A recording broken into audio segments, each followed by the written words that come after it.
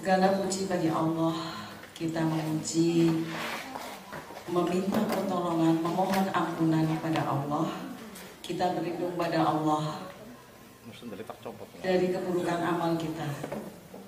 Ya Allah, limpahkan kesejahteraan kepada Nabi Agung, Nabi kita, Nabi Muhammad SAW, kepada keluarga dan sahabatnya. Bismillahirrahmanirrahim.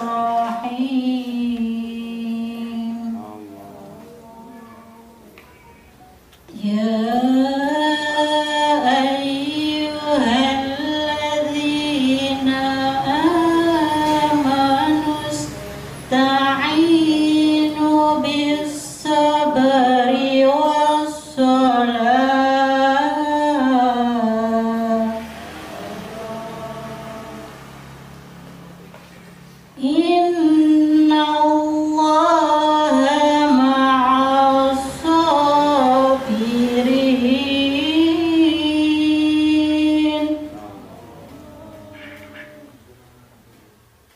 ولا تقولوا لمن يقتل في سبيل الله أموات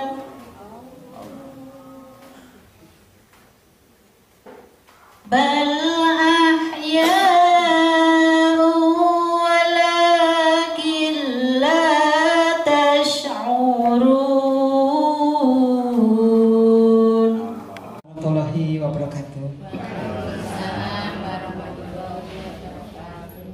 Alhamdulillah, syukurillah pada pagi hari ini kita bisa dipertemukan dengan teman-teman kecilku, yaitu alumni SPG tahun 80, yang mana waktu tahun 80 itu masih muda-muda ya Bu, sekarang sudah peot. Alhamdulillah ya, kita bisa dipertemukan kembali selama 42 tahun. Ya, kita sudah alhamdulillah sudah pensiun semua ya. Jadi kita bebas mau hari apa saja pertemuan, tidak ada masalah. Kami mengucapkan banyak terima kasih atas kehadiran Bapak dan Ibu-ibu yang mana sudah keroyo-royo mendatangi rumah kami, bukan rumah saya ini, alhamdulillah di kami sempit ya. Jadi tak alihkan ke anak saya. Bismillahirrahmanirrahim. Assalamualaikum warahmatullahi wabarakatuh. Alhamdulillahirabbil alamin wa bihi nasta'in wa ala umuri dunya waddin. Asyhadu an la ilaha illallah wahdahu la syarika lah wa asyhadu anna Muhammadan abduhu wa rasuluhu la nabiyya ba'dah. Allahumma shalli wa sallim wa barik ala Muhammadin wa ala alihi wa sahbihi ajma'in. Allah Ta'ala fi kitabihil karim. A'udzu billahi minasyaitonir rajim.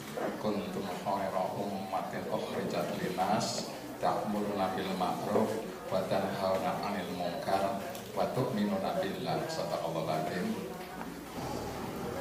Syukur alhamdulillah hari ini kita masih diberi nikmat sehat, berkah. Mudah-mudahan kita istiqomah selalu melaksanakan kewajiban kita sebagai seorang muslim. Salawat serta salam mudah-mudahan tetap terlimpahkan kepada Rasulullah Muhammad SAW beserta keluarga dan para sahabat yang mudah-mudahan kelak kita akan mendapatkan syafaat yaumil akhir. Bapak Ibu, yang pertama saya sampaikan ucapan terima kasih yang setulus-tulusnya, penghargaan yang setinggi-tingginya kepada tuan rumah yang rebyek menyiapkan bubur rampe, minggu dan yang masang dia bener. Mau esok tamu pada kumpul kabeh kanggo motor mlayu luru es menene. Ki pan ngendi tuan rumah gandeng esuk-esuk mlayu-mlayu ngidul, Masya Allah. Terima kasih kepada teman-teman yang keroyo-royo hadir. Ada yang dari Comal, bertiga sudah hadir, matur nuwun, disela kesibukan. Ada dibela-belain.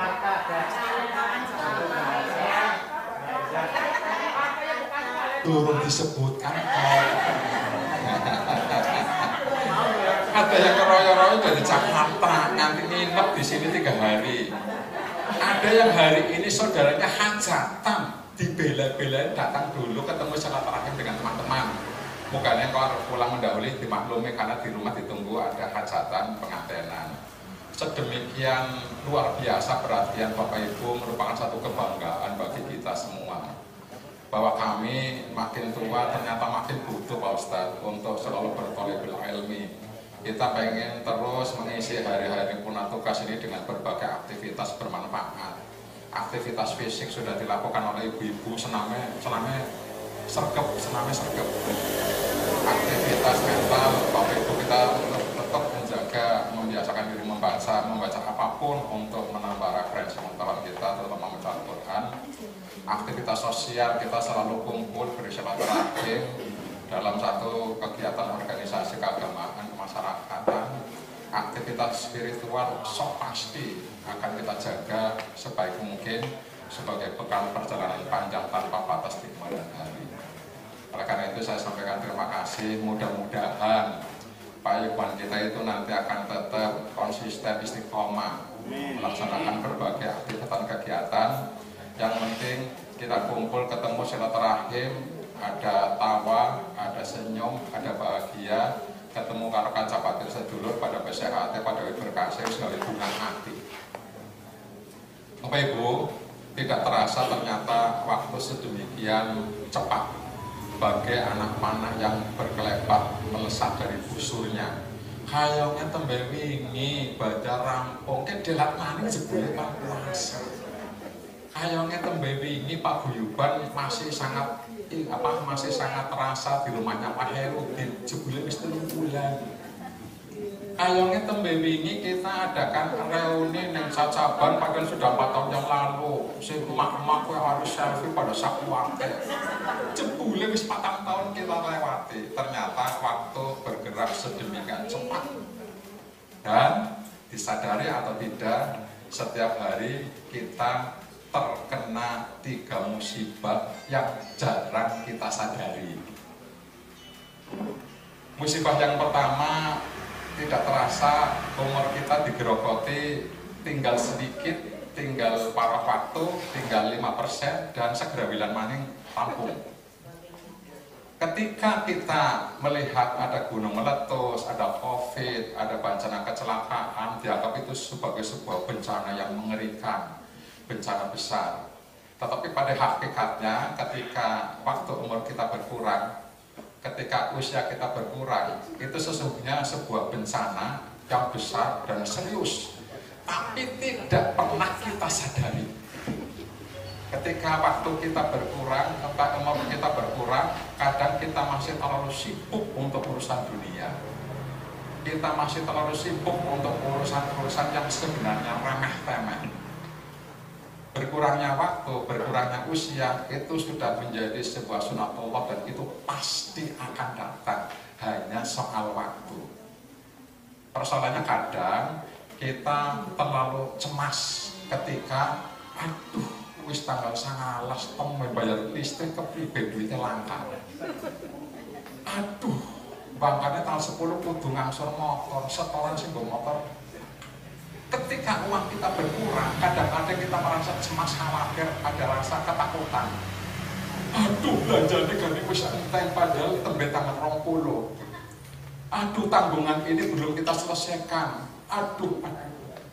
Sementara ketika usia kita berkurang, kita nyaman-nyaman saja, tidak pernah terasa, dan itu sesungguhnya hal yang paling menakutkan dibanding dengan berkurangnya harta, berkurangnya materi. Karena harta materi bisa kita ikhtiarkan, bisa kita tunggu tanggal 1, kelenting, jebule pensiun tiba. Bersyukur sekali. Sementara ada jutaan orang di sekitar kita, pagi hari bangun tidur, mana apa, dia panggung apa, dia. Sementara kita tanggal 1 kelenting, berarti sudah masuk gaji pensiun kita 4,5 juta, berarti setiap hari 150.000. Esok-esok tangi turu karo ambo, isi mambu terus sikatan 150.000, Masya Allah. Sementara orang lain masih bingung kayak panjang begawe apa, pakai rezeki segini. Kita nganggur, sementara kita dapat rezeki yang sedemikian luar biasa. Menjadi naif kalau kita tidak pernah bersyukur. Setiap hari kita dikejar oleh usia dan itu musibah besar yang tidak kita rasakan. Maka ada seorang ulama yang menyampaikan kata-kata mutiara, bukan hadis. Gunakan waktumu dalam agama, kalau tidak waktumu pun akan habis, tetapi bukan untuk urusan agama. Yang kedua, sibukkan dirimu dalam urusan agama, kalau tidak kamu pun akan tetap sibuk sepanjang hari, sepanjang waktu, tetapi bukan untuk urusan agama. Ada orang seperti itu? Ada. Banyak teman-teman pensiunan yang mengambil zona nyaman, asuk-asuk ngopi, duduk, cemilan, jalan-jalan, karaokean, alhamdulillah. Sementara kita sibuk dalam hal aktivitas spiritual, aktivitas sosial, aktivitas mental, di samping aktivitas fisik yang terus terjaga. Sisihkan sebagian hartamu, kalau tidak hartamu pun suatu saat akan habis, bukan untuk urusan agama. Sisihkan sebagian hartamu untuk urusan agama, kalau tidak hartamu pun pasti akan habis, tapi bukan untuk urusan agama. Karena sekali lagi bolak-balik saya ingatkan, harta yang kita makan, yang kita gunakan untuk berbagai keperluan konsumsi keseharian, pasti suatu saat akan habis, musnah, hilang. Dan itu persentasenya banyak sekali. Yang kedua, harta yang kita tinggalkan pada saatnya hanya jadi bahan rebutan anak cucu kita. Sementara kita yang mempertanggungjawabkan di akhirat dengan jungkir balik dan sangat dahsyat pertanyaan dari Allah. Justru yang kita tidak adil, harta yang kita sedekahkan, persentasenya kecil sekali. Justru itu sebagai penyelamat kita di alam akhirat. Kadang-kadang kita terjebak oleh penggunaan harta yang terlalu berlebihan untuk memenuhi nafsu kebutuhan kita. Kita kadang-kadang eman dengan anak cucu dengan meninggali harta, tetap kita tidak adil dengan dirinya sendiri. Sedikit sekali yang kita sedekahkan, padahal justru harta yang kita sedekahkan sebagai penyelamat, penolong kita di alam barzakh. Yang kedua, musibah yang kedua, unsur Ustaz, arane usap-usap lambe lah. Anggar padane ucapan terima kasih, mohon maaf biasa, arane usap-usap lambe. Musibah yang kedua, ketika kita mendapatkan rezeki, tetapi kita jarang, bahkan naudzubillah, tidak pernah bersyukur, itu musibah. Orang yang setiap hari mendapatkan rezeki dari Allah dan jarang, apalagi tidak pernah bersyukur, itu adalah satu kerugian besar dan itu musibah bagi kita. Bapak Ibu, kita kadang-kadang sering keliru mempersepsi bahwa rezeki itu selalu identik dengan materi, dengan uang, dengan harta benda. Tetapi ada rezeki-rezeki yang kita abaikan, sesungguhnya rezeki itu sangat besar, sangat dahsyat. Hari ini Allah gerakkan langkah kaki kita untuk datang di Project, itu sebuah rezeki. Allah mempertemukan kita untuk bersilaturahim dan nanti kita akan mendapatkan kucuran silaman rohani, ada ilmu yang kita dapat. Sementara ada banyak orang lain yang mungkin peduli amat dengan pengajian, ribet, berarti mereka rugi. Kita mendapatkan hidayah, Allah menggerakkan hati kita untuk datang ke sini sebuah majelis taklim, itu adalah sebuah rezeki. Ketika perjalanan kita dari rumah sampai ke sini, dan insya Allah dari sini sampai ke rumah, nanti Allah jaga keselamatan kita, itu rezeki yang luar biasa. Bisa jadi ketika perjalanan kita ada sedikit musibah, kecelakaan, sementara kita berharap ada kebaikan dan keselamatan. Pagi hari tadi kita bangun dalam kondisi sehat, rezeki yang luar biasa. Bisa jadi ada teman kita, saudara kita, tetangga kita bangun tidur, cangkemnya mengok, tangannya stroke, banyak sekali. Dan kita harus bersyukur, alhamdulillah saya mendapatkan rezeki yang luar biasa pagi hari ini. Cuma kadang-kadang kita berpikir bahwa rezeki itu identik dengan materi. Ketika Allah gerakkan kita datang sholat jamaah di masjid, di musola, rezeki yang luar biasa dahsyatnya. Kenapa? Banyak orang-orang yang lebih memilih sholat sendiri di rumah, menganggap sholat jamaah itu hanya terlalu repot dan jauh. Ketika kita digerakkan hatinya untuk selalu istiqomah datang ke masjid mushola untuk menjaga sholat jamaah, sebuah rezeki yang dahsyat luar biasa yang Allah berikan pada kita. Kita pada hakikatnya hanya mengenal, memahami bahwa sholat berjamaah di mushola di masjid pahalanya 27 kali derajat kebaikan atau 25 derajat kebaikan bagi sir, yang 27 derajat kebaikan bagi sholat yang jahar. Itu hanya satu. Padahal ada 20 lebih fadilah manfaat sholat berjamaah. Satu diantaranya setelah itu, ketika kita melangkahkan kaki dari rumah menuju ke mushola masjid, asal dari rumah sudah berwudu, maka langkah kaki kita yang satu akan meningkatkan derajat keimanan kita, langkah kaki kita yang lain akan merontokkan dan Allah ampuni dosa-dosa kita. Itu baru berangkatnya tok menuju ke masjid mushola. Belum lagi disertai dengan zikir.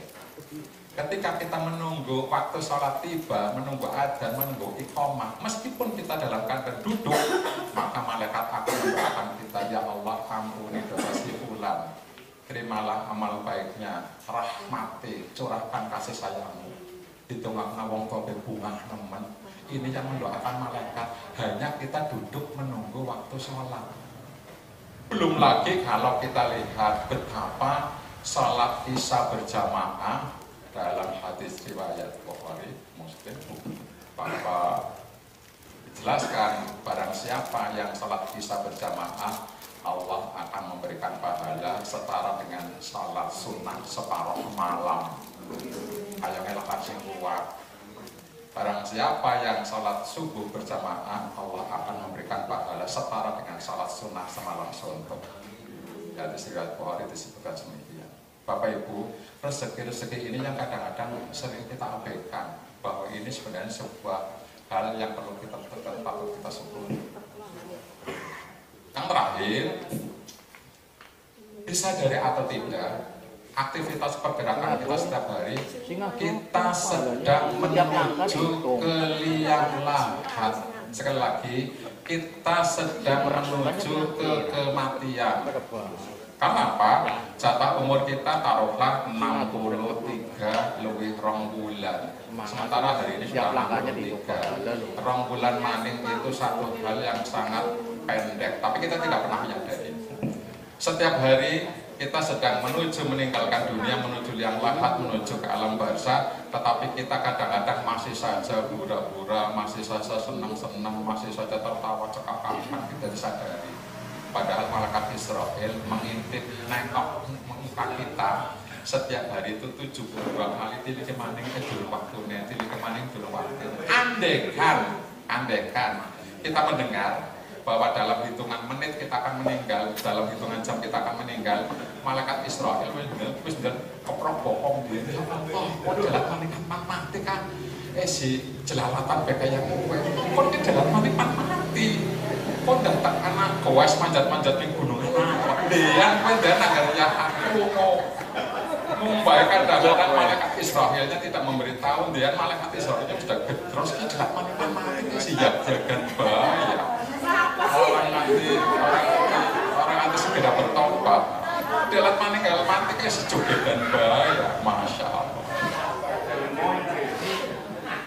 Sesuatu yang seharusnya segera kita sadari bahwa ternyata setiap hari kita sedang menuju ke proses kematian, dan itu musibah yang ketiga yang sekali lagi jarang kita sadari. Oleh karena itu, kesempatan pada yang baik hari ini, mumpung kita berkumpul, untuklah selalu kita saling mengisi, saling memberikan kemanfaatan, saling memberikan pesan moral kebaikan. Matur nuwun ketika Bapak Ibu secara rutin share video-video pencerahan, video pengajian, di samping kita juga ada video politik, karena memang politik menjadi sebuah keniscayaan. Karena agama jangan pernah dipisahkan dari politik. Justru kita harus mengawal politik agar agama kita terjaga, agar Islam menjadi tuan rumah di negerinya sendiri, agar kita tidak menjadi umat Islam bukan menjadi penonton ketika ada pertarungan politik, dan kita harus ambil peran asalkan kita bisa memaknai bahwa politik adalah sebuah keniscayaan dan kita menganggap bahwa politik, agama tidak bisa dipisahkan, dua-duanya menjadi sebuah kebutuhan asal bisa kita laksanakan secara proporsional. Matur nuwun sangat, selamat menikmati, selamat mencatat bagian-bagian penting yang nanti akan disampaikan oleh Pak Ustadz. Mudah-mudahan apa yang disampaikan akan bisa kita tidak lanjuti, kita bisa ceritakan di keluarga, di saudara, di komunitas-komunitas yang ada di lingkungan kita, sehingga ilmu yang kita peroleh tidak mandek, tidak stagnan, tetapi bermanfaat ketika kita terus sebarluaskan menjadi sebuah pahala sedekah jariyah yang tidak akan pernah putus. Matur nuwun pangapunten. Assalamualaikum warahmatullahi wabarakatuh. Waalaikumsalam. Assalamualaikum warahmatullahi wabarakatuh. Innal hamdalillah nahmaduhu wa nasta'inu wa nastaghfiruh wa na'udzu billahi min shururi anfusina wa min sayyiati a'malina may yahdihillahu fala mudilla lahu wa may yudlil fala hadiyalah. Asyhadu an la ilaha illallah wa asyhadu anna Muhammadan abduhu wa rasuluhu la nabiyya ba'da. Allahumma salli wa sallim wa barik ala nabiyyina Muhammad sallallahu alaihi wasallam wa ala alihi wa ashabihi ajmain, amma ba'd. Faqad qala Allah ta'ala fi kitabihil karim, a'udzu billahi minasyaitonir rajim. Bismillahirrahmanirrahim. Man amila salihan min dzakarin aw unsa wa huwa mu'minun falanuhyiyannahu hayatan thayyibah wa lanazidannahum ajrahum bi ahsani ma kanu ya'malun. Al-ayat sadaqallahul adzim. Yang saya muliakan dan yang saya hormati guru dan sesepuh saya, panutan saya, beliau Bapak Haji Edi Budianto MPD. Beliau pernah, kalau tidak salah, menjabat PLT Kepala Dinas Dikbud Kabupaten Tegal, dan saat beliau hadir di sekolah kami, saya masih menjadi guru junior 2014 ya.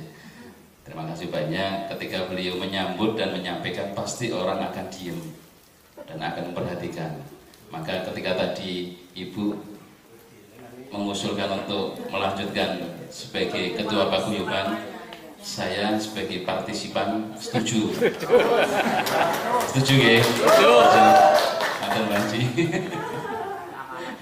Jadi kalau saya duduk kemudian beliau menyampaikan di podium, pasti ada sesuatu yang apa ya, jadi mutiara-mutiara hikmahnya itu muncul, hadis-hadisnya itu muncul, petuahnya itu muncul ya. Dan tadi disampaikan begitu luar biasa dan sangat menginspirasi untuk kita bersama. Matur sembah nuwun, saya harus banyak belajar dengan beliau.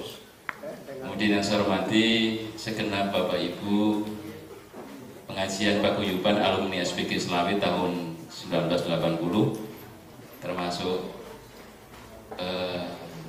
saudara seperjuangan saya Ibu Haja Nastiti, beliau suaminya, sama-sama pengurus pimpinan cabang Aisyah Selawi Pak Haji Kusnadi.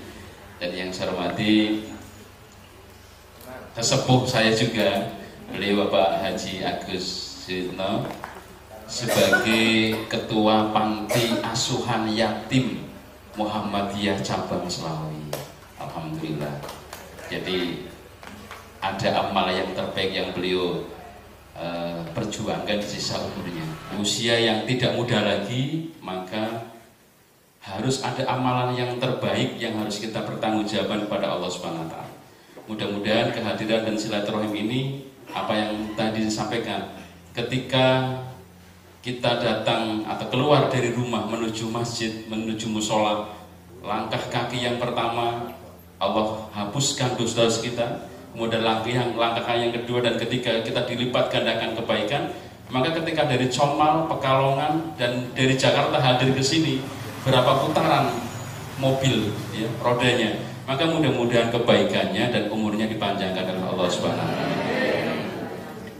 Kemudian kita bersyukur kesehatan hari ini Allah berikan kepada kita, karena di antara kita dan mungkin orang-orang yang terbaik dan orang-orang yang paling kita cintai saat ini mungkin tidak baik-baik saja dan tidak sehat saja. Barusan kemarin kita dengan Pak Agus bersilaturahim dan berkunjung kepada sahabat guru SMA 3 Selawi yang hari ini sakit, dengan sakitnya akhirnya separuh badannya itu tidak bisa digerakkan, dari kaki dan tangan itu tidak bisa digerakkan, dan ada penyumbatan di bagian otak belakang. Maka ibu dan bapak, hari ini kita bersyukur karena kesehatan itu tidak Allah berikan kepada setiap hamba-hambanya. Saudara kita masih banyak yang mereka harus melakukan perawatan di rumah sakit, di rumah dan seterusnya. Panjenengan hari ini sehat itu sesuatu yang mahal. Tidak bisa kesehatan diganti dengan nilai apapun. Tidak ada kan di antara kita yang hari ini sehat fisiknya, kemudian diambil salah satu organ bagian tubuhnya, lantas menjadi tidak sehat, kemudian diganti dengan rumah yang megah, mobil yang banyak, bukan tentu? Enggak ada. Ya. Mending rumahnya banyak, mobilnya banyak, jabatannya banyak, tapi sehat. Oke. Maka bersyukurlah kepada Allah dengan sehat yang kita miliki. Caranya bersyukur bagaimana? Dengan mengoptimalkan seluruh potensi anggota tubuh kita yang sehat ini dalam rangka mendekatkan diri kita kepada Allah SWT. Mudah-mudahan tadi yang Pak Edi sampaikan, kita disibukkan dengan urusan agama, kita disibukkan dengan urusan sosial, itu menjadi kebaikan yang sempurna bagi kita untuk menghadap Allah SWT. Amin. Salawat dan salam senantiasa kita sampaikan pada junjungan kita Nabi besar Muhammad SAW, keluarga, sahabat dan semua para pengikutnya. Bapak Ibu hadirin sekalian yang berbahagia, saya akan melanjutkan ceritanya dari Bapak Haji Edi Budianto, bahwa setiap diri pribadi manusia itu pada akhirnya akan menemui Allah SWT. Tidak ada manusia yang abadi. Tidak ada makhluk yang ada di muka bumi ini akan hidup selamanya. Itu tidak ada. Pasti pada akhirnya dia akan menemukan titik akhir untuk berjumpa dengan yang menciptakannya, yaitu Allah Subhanahu wa Ta'ala. Ada yang muda sudah didahulukan dipanggil oleh Allah Subhanahu wa Ta'ala. Pantas betul? Kalau muda kemudian meninggal, pantas betul? Pantas. Anak kecil meninggal, pantas betul? Pantas. Nek panjenengan meninggal sudah sepuh, pantas betul? Luwih pantas. Lebih pantas ya. Maka saya yang muda juga tidak boleh hongkrongan. Kalau pohon kelapa itu, pohon kelapa yang menjulang tinggi itu, yang jatuh ke bawah itu yang tua atau yang muda? Iya, yang jatuh kebanyakan yang muda. Maka yang muda tidak boleh sombong, tidak boleh cencang-cenceng, tidak boleh hongkrongan. Peh muda kemudian hongkrongan maunya seenaknya sendiri. Padahal di dalam Quran surat Luqman ada 5 rahasia Allah yang Allah berikan kepada kita dan tidak pernah diberikan pengetahuan sedikit pun kepada manusia. Yaitu diantaranya adalah kapan dan di mana waktunya kita dipanggil oleh Allah Subhanahu wa Ta'ala. Nanti bisa dibuka Quran surat Luqman ayat yang 34. Kapan dan di mana kita akan diambil oleh Allah Subhanahu wa Ta'ala, maka manusia tidak akan pernah tahu sedikit pun pengetahuan tentang itu. Maka semua makhluk, semua hamba Allah yang ada di muka bumi ini pada akhirnya nanti akan menemui Allah Subhanahu wa Ta'ala. Maka ada cerita Bapak Ibu semua. Ada sahabat Rasulullah Muhammad SAW, namanya Sya'ban radhiyallahu an. Sahabat Rasulullah ini memiliki 3 amalan yang cemerlang. 3 amalan yang mungkin bisa menjadi inspirasi dan motivasi kita semuanya. Karena di antara kehidupan kita, di antara apa yang sudah kita lakukan, kita tidak akan pernah tahu amal mana yang menjadi amalan terbaik bagi kita kepada Allah Subhanahu wa Ta'ala. Apakah amal sholat fardu kita? Apakah amal sholat tahajud kita? Apakah amal puasa kita? Apakah amal ibadah haji kita? Apakah amal infak, sedekah, sedekah kita, ataukah amal-amal yang lain yang nanti akan kita bawa menghadap Allah Subhanahu wa Ta'ala? Maka kita tidak akan pernah tahu. Maka di dalam Quran surat An-Nahl 97 yang saya baca di awal, kita diperintahkan man amila saliham min dzakarin aw unsa wa huwa mu'minun falanuhyiyannahu hayatan thayyibah wa lanajrahum ajrahum bi ahsani ma kanu ya'malun. Dan orang-orang yang beriman kepada Allah Subhanahu wa taala, baik laki-laki maupun perempuan, ketika dia beriman kepada Allah Subhanahu wa taala, kemudian selalu melakukan amalia kebaikan terus begitu, maka kata Allah hayatan thayyibah, akan dijamin oleh Allah Subhanahu wa taala penghidupan yang baik oleh Allah Subhanahu wa taala, wala najrahum ajrahum bi ahsani ma kanu ya'malun. Mereka akan dibalas pahala yang jauh lebih besar dari apa yang sudah Bapak Ibu lakukan semuanya. Nah, sahabat Rasulullah SAW ini, Sa'ban radhiyallahu anhu, memiliki 3 amal yang mungkin bisa menjadi inspirasi bagi kita.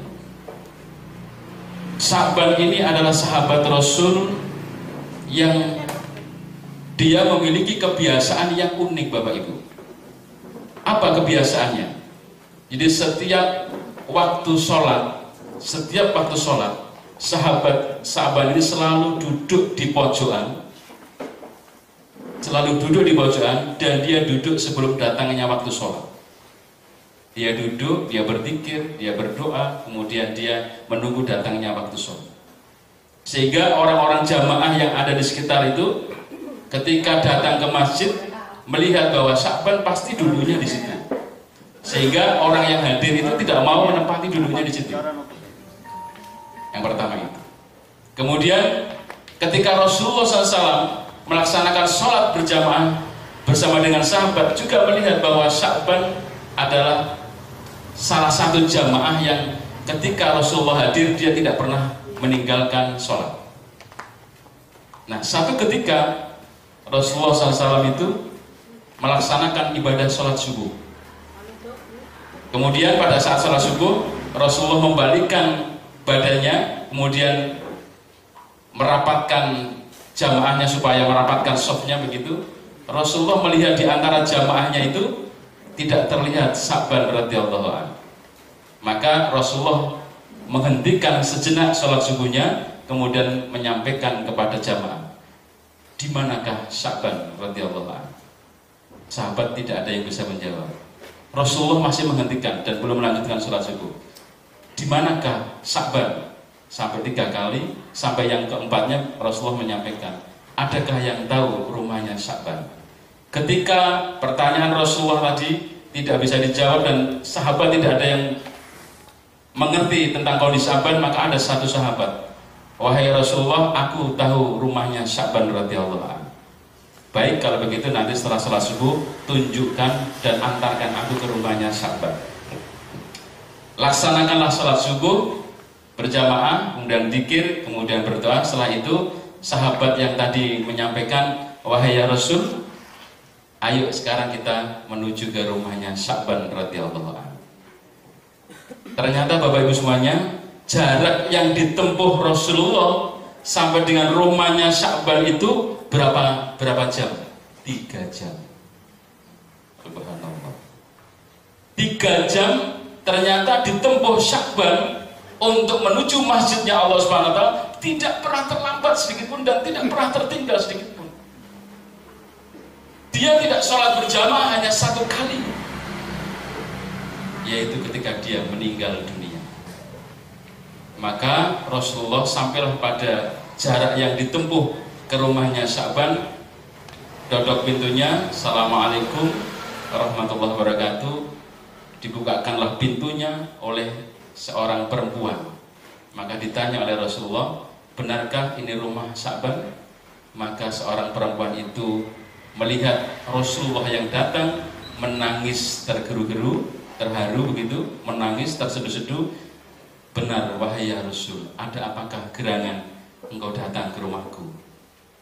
Kemudian Rasulullah jawab, apakah Sa'ban ada di rumah? Kok hari ini tidak melaksanakan ibadah sholat subuh?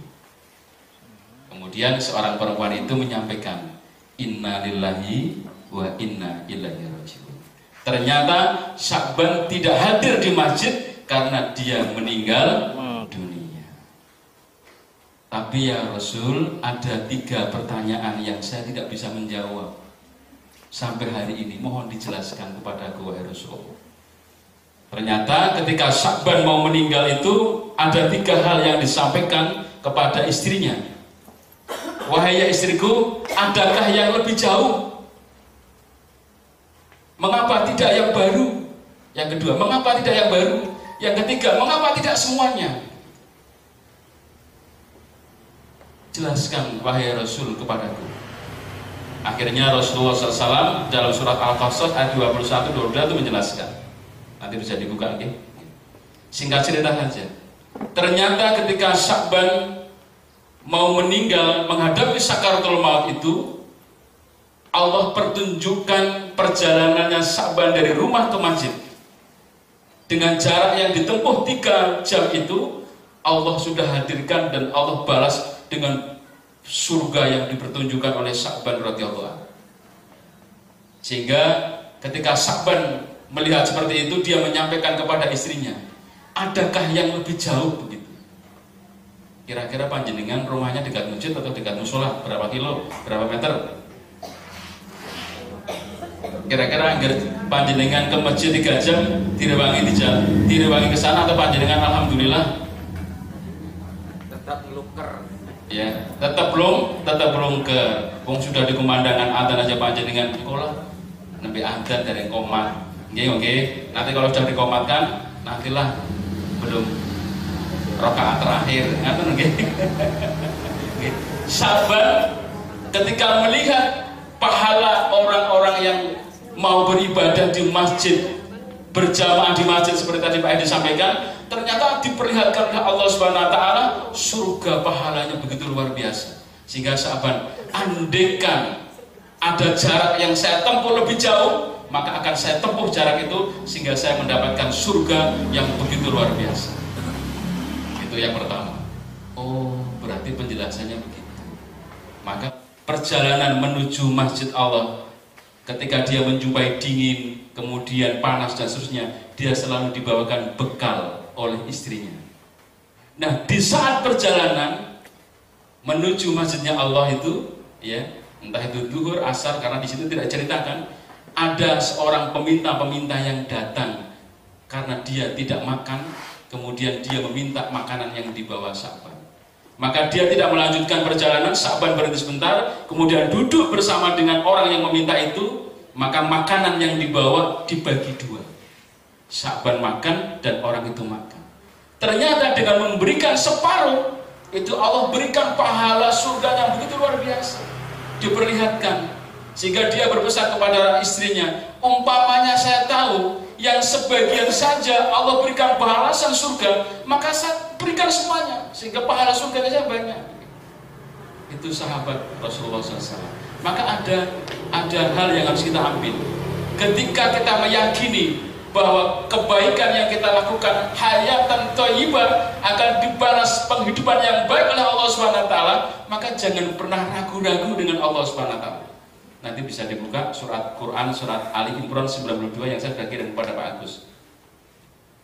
Kita tidak akan pernah mendapatkan kebaikan dan kebajikan yang sempurna kalau belum apa yang kita cintai, harta yang kita cintai, harta yang kita miliki, harta yang kita sayangi, semua yang kita miliki ini belum diinfakkan di jalan Allah Subhanahu wa taala, maka Allah tidak akan pernah memberikan kebaikan dan kebajikan yang sempurna pada kita.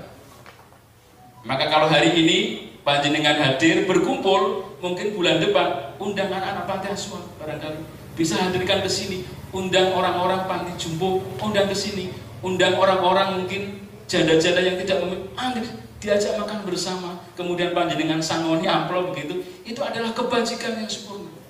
Karena kita tidak akan pernah tahu amal mana yang akan kita pertanggungjawabkan kepada Allah, amal mana yang akan menjadi modal kita menghadap Allah Subhanahu wa taala. Ketika sholat kita belum baik, kita bisa berharap amal puasa kita menjadi amal yang terbaik bagi kita. Ketika kita puasanya belum baik, kita berharap mudah-mudahan amal sedekah infak kita menjadi amal yang terbaik menghadap Allah Subhanahu wa taala. Ketika sholat kita belum baik, ketika puasa kita belum baik, ketika amal zakat infak sedekah kita belum baik, kita masih berharap mudah-mudahan amal ibadah haji kita menjadi amal yang terbaik. Ketika ibadah haji kita belum baik, maka mungkin amal-amal yang lain yang bisa menjadi modal bagi kita.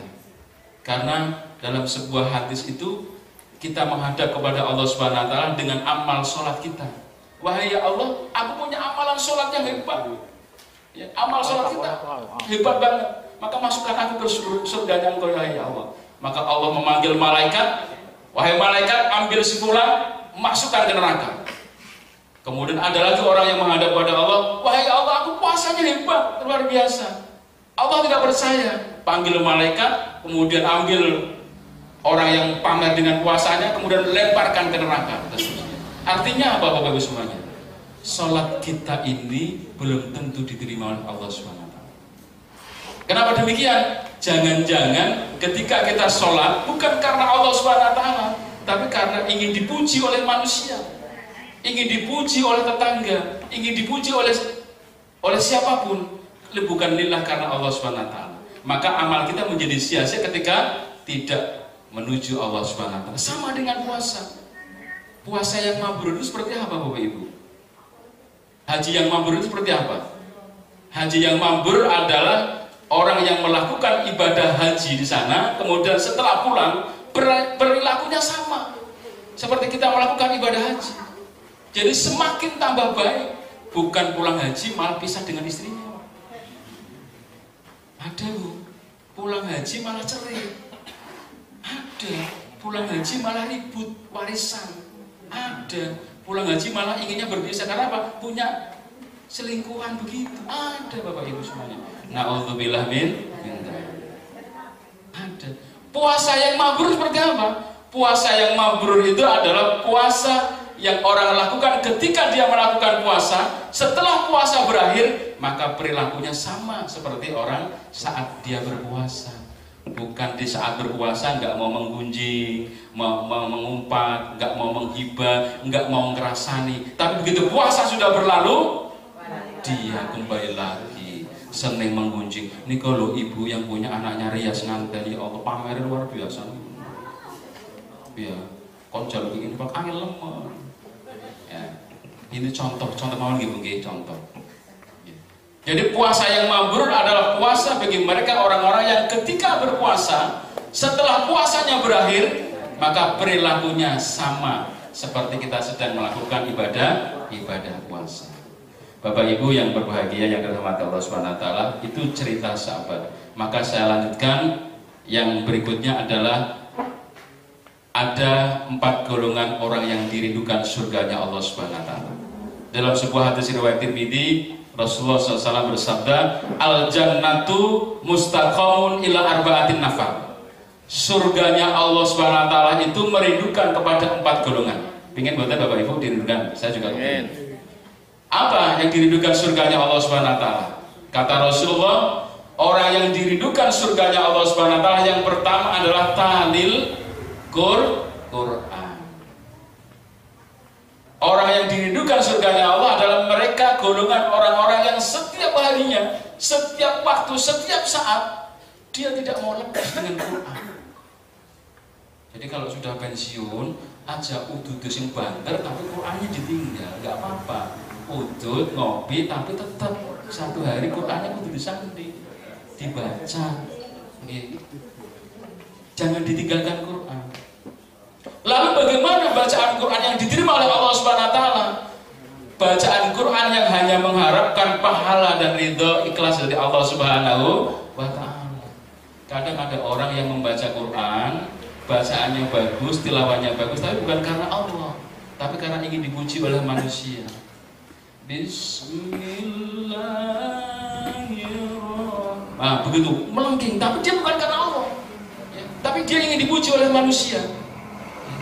Maka bacaan Quran yang bagaimana yang diterima oleh Allah SWT adalah mereka orang-orang yang membaca Quran dengan tulus ikhlas karena Allah SWT. Tidak ada pamrih apapun, hanya mengharap pahala dari Allah SWT. Yang kedua, golongan orang yang dirindukan surganya Allah SWT adalah wahafidhil lisan. Apa itu? Mereka golongan orang-orang yang selalu menjaga lisannya, menjaga ucapannya, menjaga tutur sapanya, tidak menyakiti perasaan hati orang lain. Biasanya walaupun ini sudah purna tugas, mudah sensitif Pak Edi, ya, mudah sensitif, mudah kena hasut, kadang perasaannya gampang kesinggung. Nyun sewu nggih, namanya manusia begitu. Kadang kita tidak pernah tahu apa yang kita sampaikan jangan-jangan menyinggung perasaannya. menyinggung hatinya dan seterusnya begitu. Maka ketika orang-orang beriman kepada Allah dan hari akhir, ketika dia tidak bisa berbuat baik, ketika dia tidak bisa menyampaikan dengan kalimat yang baik, maka lebih baik dia diam, menyampaikan yang seperlunya saja. Ketika kita menyampaikan kemudian yang kita sampaikan membuat sakit hati orang lain, maka kita sudah termasuk golongan orang yang tidak dirindukan surganya Allah. Maka yang kedua adalah wafidil lisan, yaitu mereka orang-orang yang mampu menjaga lisannya. Yang ketiga, orang yang dirindukan surganya Allah Subhanahu wa taala, al-jannatu mustaqamun ila arba'in nafar wa mut'imul ji'an. Apa itu? Mereka orang-orang yang ketika diberi rezeki oleh Allah Subhanahu wa taala, ketika diberi kecukupan oleh Allah Subhanahu wa taala, ketika diberikan limpahan rezeki oleh Allah Subhanahu wa taala, mereka ingat bahwa sebagian yang kita miliki ini, sebagian yang kita punya ini ada kewajiban harus diberikan kepada orang lain. Maka Bapak Ibu, kalau kita ingin digolongkan masuk surganya Allah Subhanahu wa taala, maka jadikan semua yang kita miliki ini ada bagian yang harus kita berikan kepada orang yang membutuhkan, fakir, miskin, anak yatim piatu, tetangga yang membutuhkan, saudara yang membutuhkan, dan siapapun yang membutuhkan. Ketika kita mampu memberikan, maka berikanlah kepada mereka. Jadi kalau hari ini insya Allah misalnya nanti mau memberikan sedekah kepada yatim piatu dan itu rutin tiap bulan, maka itu adalah pahala dan amalan yang luar biasa dan janjinya adalah surganya Allah. Wa mu'aimul ji'an. Yang terakhir Bapak Ibu semuanya, golongan orang-orang yang dirindukan surganya Allah adalah wasaimi fi sahri Ramadan. Sebentar lagi Bapak Ibu akan melaksanakan ibadah puasa Ramadan. Muhammadiyah melalui tarjih, melalui fatwanya insya Allah 11 Maret 2024 adalah awal 1 Ramadan. Mudah-mudahan panjenengan diberikan usia yang panjang, diberikan kesehatan, berlimpah rezeki, sehingga panjenengan bisa melaksanakan ibadah Ramadan dengan khusyuk, dengan benar, dan dengan baik. Demikian Bapak Ibu yang bisa kami sampaikan. Doa Pak. Ya Allah ya Razzaq ya Ghani Karim, jadikanlah kehidupan akhir hamba-Mu yang lemah ini, istri, suami dan anak-anak kami, keluarga kami, saudara-saudara kami ya Allah, kehidupan yang baik di dunia dan akhirat, kehidupan yang selamat di dunia dan akhirat ya Allah. Hanya kepadamu lah kami memohon, hanya kepadamu lah kami minta pertolongan. Engkau yang lagi maha besar ya Allah, Engkau yang lagi maha kuasa ya Allah. Tiada daya dan upaya kecuali hanya dengan izin dan ridho-Mu ya Allah. Allahumma ya Allah, kabulkanlah doa hamba-Mu yang lemah ini, kabulkanlah doa hamba-Mu yang lemah ini, kabulkanlah doa hamba-Mu yang lemah ini. Allahumma inna nas'aluka salamatan fid din wa afiyatan fil jasadi wa ziyadatan fil ilmi wa barakatan fil rizqi wa tawbatan qabla al-maut wa maghfiratan ba'da al-maut. Allahumma hawwin 'alaina fi sakaratil maut wa najatan minan nar wa nafar inda hisab. Rabbi awzi'ni an ashkura ni'mataka allati an'amta 'alayya wa 'ala walidayya wa amala salihan tardahu wa bi rahmatika fi ibadika sholihin. Allahumma arinal haqqa haqqan warzuqna ittiba'ah wa arinal batila batila warzuqna tinaba. Rabbana hab lana min azwajina wa dhurriyyatina qurrata a'yun waj'alna lil muttaqina imama. Rabbana atina fid dunya hasanah wa fil akhirati hasanah wa qina adzabannar wa adkhilna jannata ma'al abrar ya aziz ya ghafar ya rabbal alamin. Subhana rabbika rabbil izzati amma yasifun wa salamun alal mursalin walhamdulillahi rabbil alamin.